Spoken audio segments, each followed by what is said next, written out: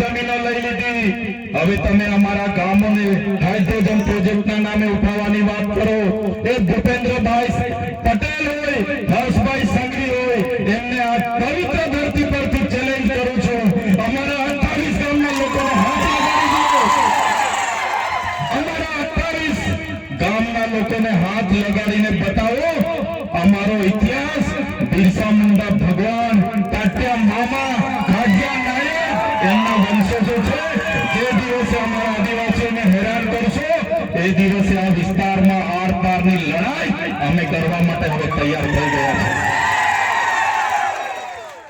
જ્યારે આદિવાસીઓને જાગૃત કરવાનું કામ અમે કરીએ છીએ, અમારા લોકોની અસ્મિતાની વાત કરીએ છીએ, તો નથી આ ભાજપની 30 વર્ષની સરકારે મને દબાવવા માટે, મને તોડવા માટે એક વાર જેલમાં નાખી દીધો, બીજી વાર જેલમાં નાખી દીધો, ત્રીજી વાર જેલમાં નાખી દીધો અને મને દબાવ્યો, ભાજપમાં લઈ જવા માટે, તોડવા માટે મને ડરાવવામાં આવ્યો।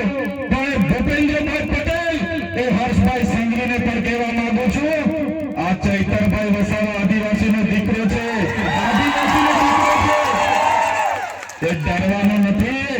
करारा जवाब मिलेगा, करारा जवाब, समय आवश्यक करारा जवाब આપીશું અમે।